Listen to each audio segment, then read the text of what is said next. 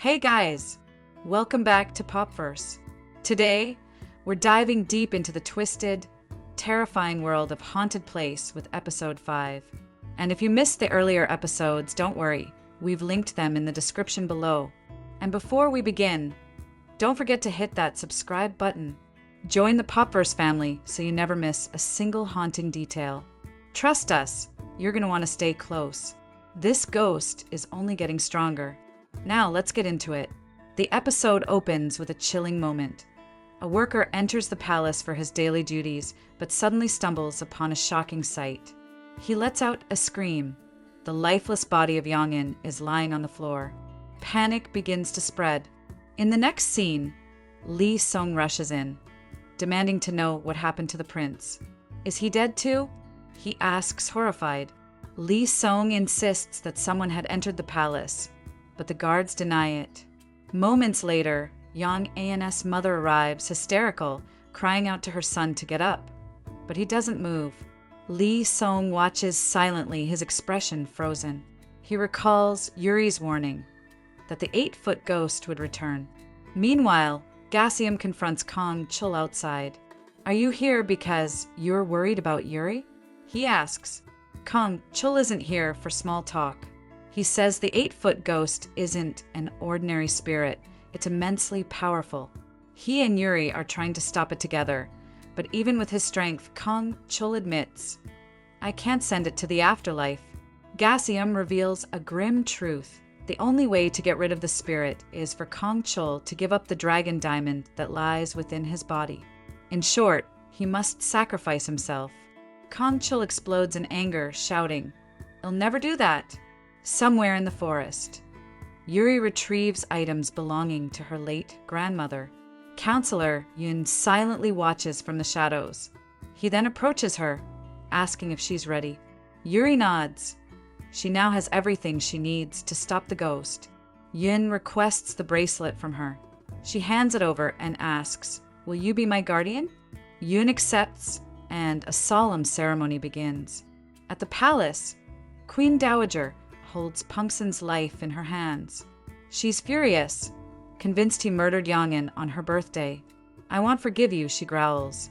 But Pungsun pleads, It wasn't me, it was the 8-foot ghost. Someone else is behind all this. Someone inside the palace. Back to the ceremony. Yuri declares, I accept you as my guardian deity. Yun replies, and I accept you as my student. They exchange symbolic items. She gives him a bracelet. He places a ring on her finger. Kang-chul, watching from a distance, murmurs, I'll try to protect Yun's soul, but I can't guarantee I'll return to his body. Cut to Lee Sung, who seems to be in an official assembly, until he's suddenly attacked by the ghost. Just as it closes in, he wakes up. A nightmare. Bong In is beside him, concerned.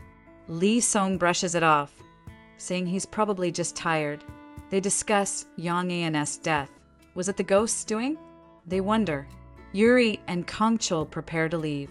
Gasium hands Yuri a potted plant. Keep this with you, he says warmly. Kang-chul glares at another monk who's eating his tofu, his rage barely contained. Meanwhile, Wonwoo arrives in the capital.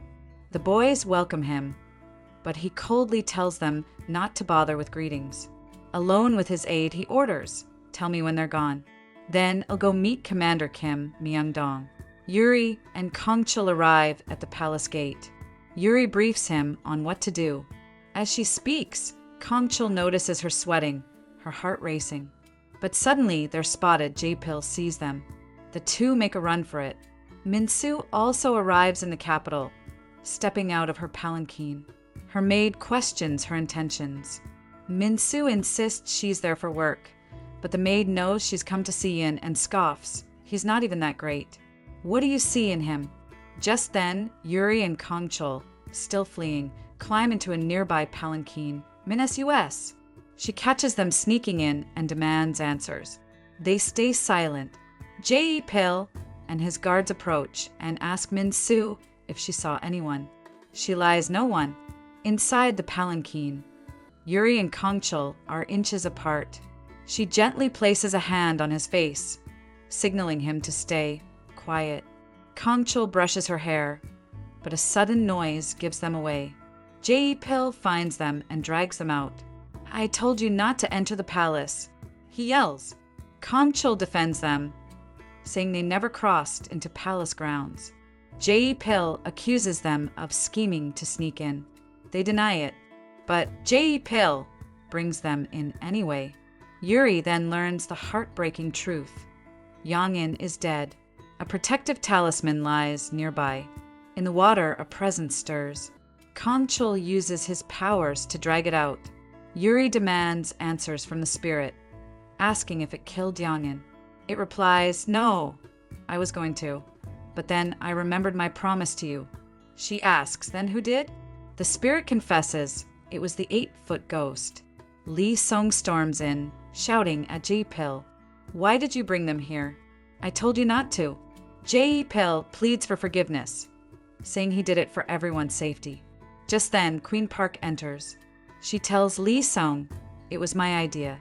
I told Jae-pil to bring them. The 8-foot ghost killed them. I don't want it to kill you or my son." Elsewhere, Pungsin is attacked in his quarters. His servant fights bravely, but several masked men try to kill them. Pungsin stops one and asks, "Who sent you?" Later, he meets the mysterious figure behind it all, though the man's face remains hidden. Pungsin insists he didn't kill Yang-in. The man gives him a 1-month deadline. Back at the palace, Yuri and Kang-chul face the king. Yuri presents the talisman. The 8-foot ghost is connected to fire. This talisman allowed him to enter. Kang-chul adds, "There's someone inside the palace helping it." The king listens and permits them to stay. Later, Queen Dowager mourns Yang-in's birthday. Woon comforts her briefly before leaving. Unbeknownst to them, a 1-legged ghost lurks nearby watching. Sang-ju, suspicious, learns from his aide that Yoon visited the royal office. He remembers how Yoon claimed not to know who attacked him, even though it was Sang-ju. "He knows it was me," Sang-ju mutters. "Why did he pretend not to?" We shift to Yuri, Kang-chul, and Yoon's mother, who insists Kang-chul drink a herbal tonic. He refuses, so she forces it down his throat. Disgusted, Kang-chul throws it out. After she leaves, Yuri wipes his face, gently caring for him. But Kang-chul pushes her away. "Don't come close to me. Stay away." Later, Yuri works on her protective talisman web. Kang-chul finds her and learns her plan to trap the ghost. He objects, saying it's too dangerous. She places a hand on his face, urging him to stay quiet. Elsewhere, Queen Park tries to feed Queen Dowager, but is met with anger. Dowager refuses to eat. Park senses something wrong and suspects Dowager might be pregnant. She tells her maid, "Keep an eye on her." Yuri meets Lee Sung and warns him that the ghost will return on a fire energy peak day. She explains it's a fire ghost. On that day, its power will be strongest. She needs his help. Tell everyone the prince will be in the library late at night. We then see Pungsin preparing the talisman. His servant is instructed to place it near the library. Meanwhile, Jae-pil watches. The king has ordered him to observe, not interfere. Yuri finalizes her trap. She hands the ceremonial dagger, her grandmother's, to Counselor Yin. "Use this and your light. Well, trap him together." Everything is now in motion. The prince, Li Guang, steps out and Kang-chul escorts him. Li Guang confides, "I know the 8-foot ghost. He's kinda, but sad." Yuri wonders, why is the ghost so heartbroken? Suddenly, the ghost appears. Yuri activates the talisman web. The ghost is trapped. Kang-chul lunges, stabbing it with the dagger, then unleashes his light. At the same time, Pungsin conducts his ritual. He notices the flames weakening but continues. The energy builds. The ghost retaliates, throwing Kang-chul and hurling the talismans away. And with that, the episode ends on a pulse-pounding cliffhanger. We'll be back tomorrow with episode 6, so stay tuned and make sure you're subscribed to Popverse. These spirits aren't done with us yet.